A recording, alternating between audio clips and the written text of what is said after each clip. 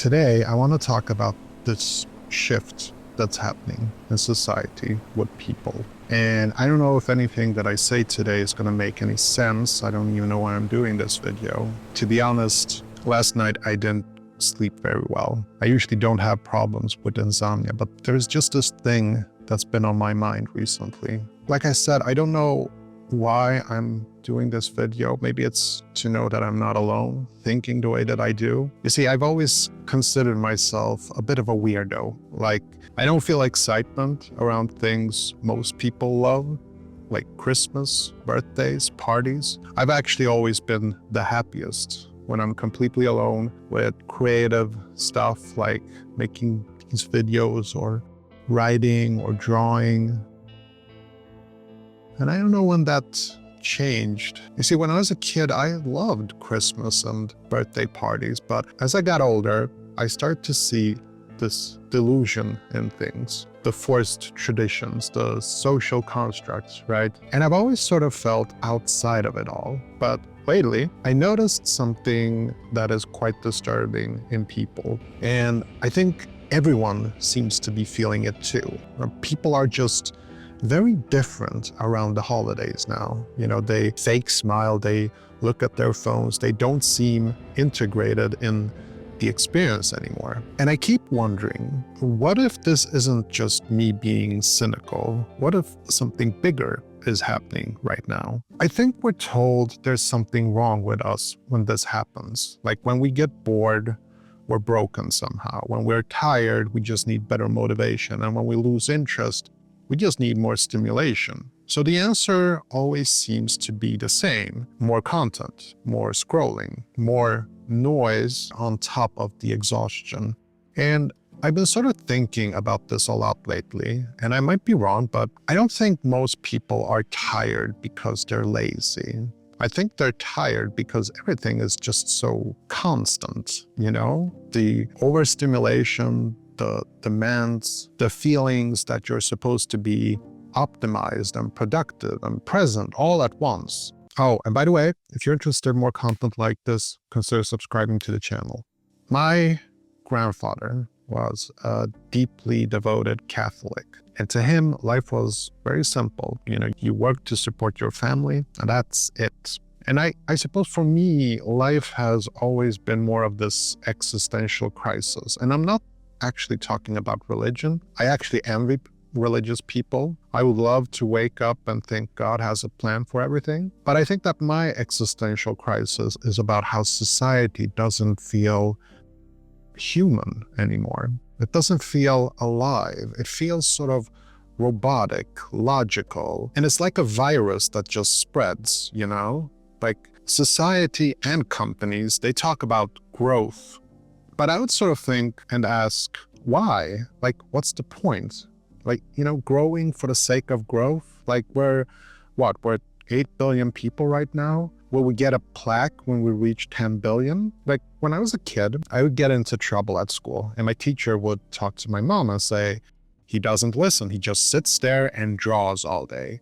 And my mom sort of defended me. She said, well, isn't it obvious? He's a kid being forced to sit in a chair for 8 hours every day. And because my mom stood up for me, I never gave up being a weirdo. At the university, during big lectures, I would just keep drawing. At work, well, obviously I'm not gonna join the club there, if you know what I mean. I used to live for creating things with my mind, with my hands, you know, drawing, building, making. And now I seem to live to analyze the social construct of society. And is probably why I've made videos about wage slavery for the past couple of years. You see, I have this theory that every human is born creative, but society beats it out of them as they grow up.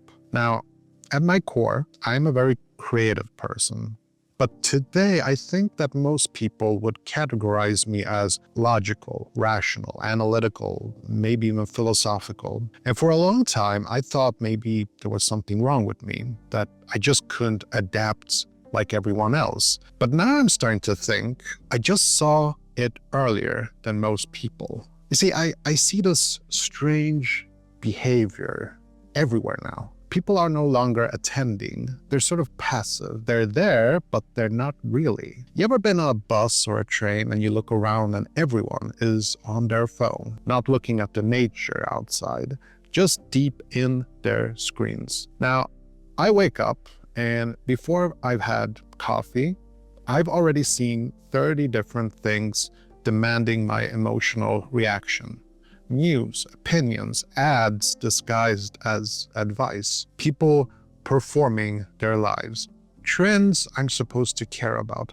And somehow in all of that, I'm also supposed to go to work, trade my most alert hours for money that feels like it buys less every year, stay focused, stay positive, stay competitive, day after day. And I kept telling myself that this is just normal, that this is just what it's like being an adult, that the exhaustion was just part of the deal, that if I feel disconnected, I probably just needed a vacation or a hobby or a therapist. But the strange thing is, I don't think something is wrong with me anymore. I think something is wrong with the setup, I think that flatness appeared right when something started cracking. Like, maybe it's not random. So I've been sort of turning this over in my mind for months now, and I keep coming back to the same thoughts. What if this emotional dullness isn't actually decay? What if it's more like withdrawal? Now, I know it sounds very weird, but stay with me for a second. So when someone quits an addiction, like caffeine or sugar or whatever, the first phase isn't happiness, it's just gray. Everything feels muted. The food tastes flatter, energy drops, motivation disappears. Not because life lost its meaning, but because the artificial stimulation is gone. And I've been sort of wondering if maybe something similar is happening, but on a bigger scale. You see, for years, maybe my whole adult life, honestly, I was plugged into this constant feedback loop. Likes, comments, notifications, comparison, outrage. Trends that made me feel like I was part of something. And I think I built a lot of my sense of worth inside that machine without even realizing it. But I think that something has shifted. Maybe it's getting older. Maybe it was the world getting louder and meaner. Maybe it was just repetition. But at the same time, the manipulation became too obvious. The incentives too transparent. The promises were a bit too hollow. And once I sort of noticed this pattern, I sort of couldn't unknow it, if that makes sense. So that part of me that craved external approval, that needed the validation, that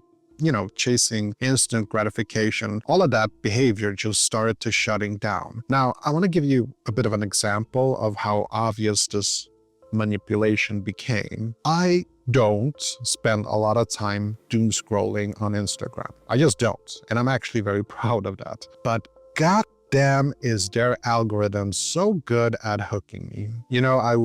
I swipe down and suddenly 20 minutes are just gone. And it got to the point where the only way to stop myself was to delete the app entirely. And I'm not the only person doing this, but just think about that for a second. Why are social media apps designed to be that addictive? And it's usually not even deep philosophical content that hooks you. It's just recently it's just been this dopamine-driven AI slop, like these weird videos I've been getting lately, celebrities meeting each other at a younger age. And it looks amazing, but it's like completely pointless. It's the sensationalism that hooks you, not the depth, because there is none. And once I saw that pattern very clearly, once I understood that my attention was being engineered, I just couldn't unknow it. Not gently anyway, but almost like a protective response, because it wasn't serving me anymore. And I think that's why everything feels so muted right now. The programmable parts, the part that could be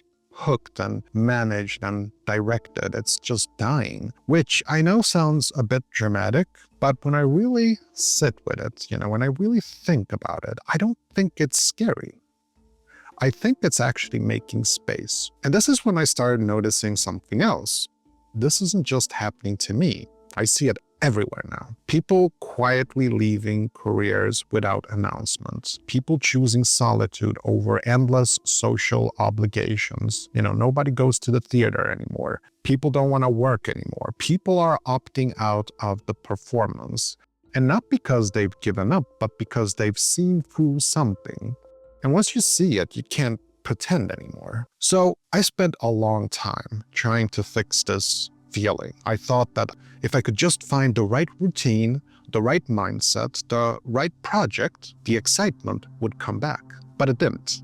And so eventually I just stopped fighting it. I let myself get bored. I let the silence sit there for a while.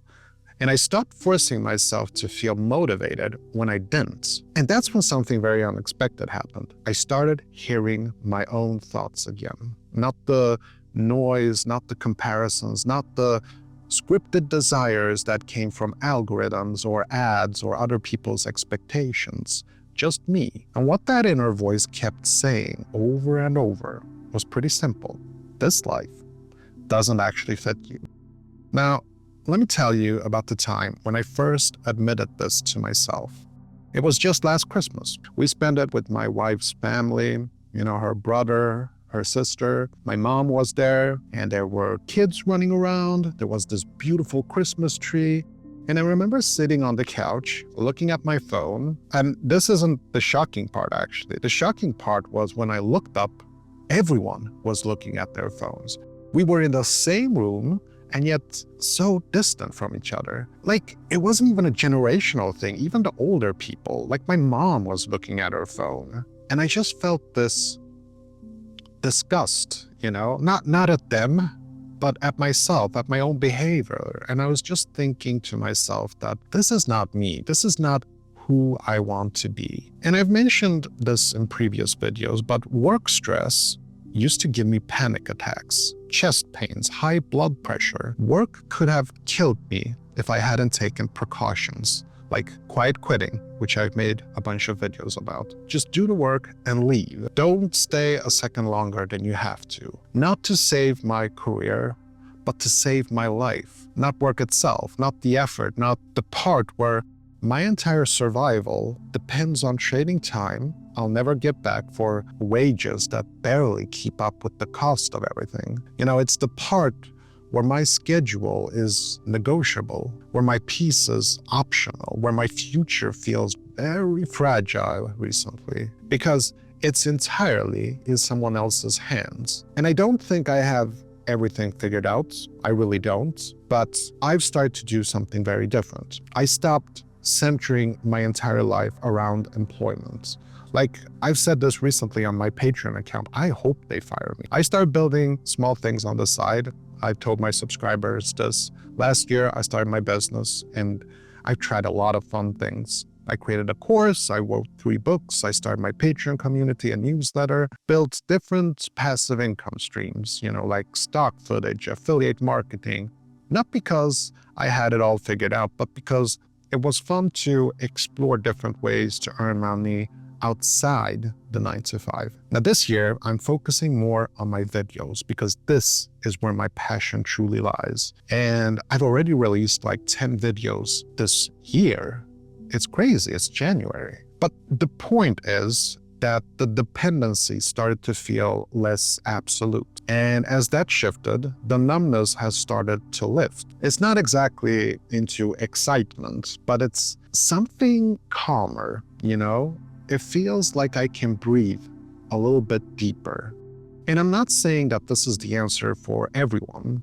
I'm barely saying it's the answer for me, but I do think that this feeling a lot of us are sitting with right now, it's asking something of us, not frantic action, not desperate fixes, but reflection. Like, if you're feeling this right now, I don't think that you're broken. I don't think that you're lazy. I don't think you're losing yourself. I think you might be shedding a version of yourself that was never really yours to begin with. And that is uncomfortable, but maybe it's also necessary, because I have this nightmare that I'm desperately trying to avoid. One day, I might get a gold watch from the consulting agency where I work for dedicating most of my life to them. And I'll look back at my career, at my life, and it just feels like I wasted it. And that's my worst nightmare. And there is this voice in my head that tells me to stop daydreaming, stop these YouTuber fantasies, just grow up, do the work, and shut up. But I've realized that that voice, it's not me, it's the programming, right? And so I choose not to listen to it. But here's something that keeps me up at night. I've been thinking about where all of this is leading, right? Like, if millions of people are simultaneously ceasing to emotionally participate in the system, if everyone is just not caring about promotions and don't want to compete and they don't want to be motivated by the usual carrots and sticks, what happens? Well, I see two possible outcomes. The darker theory is that we just turn into robots at some point. Like, I'm not kidding. Like, as we're speaking, they're already talking about inserting brain chips into us. And AI is recently doing all the thinking for us, right? And we've just become these machines, like bodies doing the work that AI tells us to do. And that only works until AI decides it can build better machines. Now we're talking Terminator 2, Judgment Day, right? But there is a possibility a good outcome can happen too here. Because you see, when people stop paying attention to the news, the narrative, they go back to their intuition, to their critical thinking. And the reason I think that's possible is because throughout my entire career, I've never paid attention to speeches at work. I don't fall for it. I don't believe in it. And therefore, I've let myself think for myself. And I think that the more people get into the habit of not listening to the narrative, the more they'll start to listening to their inner voice instead. I'm a big believer in the human spirit. Like, I choose to have hope instead of despair. And the thing is that all of this, it sort of reminds me of that old fable, about the boy who cried wolf. Eventually, we just stop believing everything that we read or see. Like, you would think that with these deep fake videos, we're gonna fall for bigger lies than ever, but I actually think that the opposite is gonna happen. The more they manufacture fear and urgency, the more immune we will become. Like, for example, if we see a super realistic clip of Trump pressing a red nuclear button, instead of believing it, we're gonna stop and think, wait, is that actually happening? Like, which way this all will go, I don't know, honestly, but I'm really hoping it's the second one. But I'd really like to know what you think, because, I keep asking myself these questions lately, like, what would I be building if attention wasn't the reward? What would I want to learn if no one was watching? What would my life actually look like if money was a tool I controlled instead of a leash someone else held over me? I don't have clear answers, but it's something that I devote my time and energy to discuss here on this channel. But I do think that these questions matter. And I think that starting small matters too, not to escape overnight, not to chase some fantasy version of freedom, but just to reclaim a little bit of direction. I don't think this is about rebellion. I think this is about alignment, about letting go of the parts that don't fit anymore, about building something that does. You don't need more stimulation. You probably just need fewer lies. You don't need more motivation. You probably just need more autonomy. Because I'm starting to believe that a person who controls even some of their own time thinks very differently. A person who owns even part of their output lives very differently. A person who doesn't rely entirely on one income source can't be manipulated as easily. And what if this numbness isn't a bug? What if it's like a evolutionary adaptation? A generation that can't be scared into compliance. A generation that pauses before believing, right? A generation that went too numb to be manipulated and woke up to intuition. Now, like I said, I don't know which future we're headed towards, the robot one or the awakening one, but I know which one I'm building for. This quiet phase. I don't think it's the end. And I think it might be the reset. And once you stop trying to escape it, you might realize that it's been protecting you all along. As always, thank you for listening. Do me a favor and tap that like button to show your support. Subscribe if you're interested in more content like this. Until next time, stay hungry, relentless, and strong in your journey in escaping wage slavery. Bye.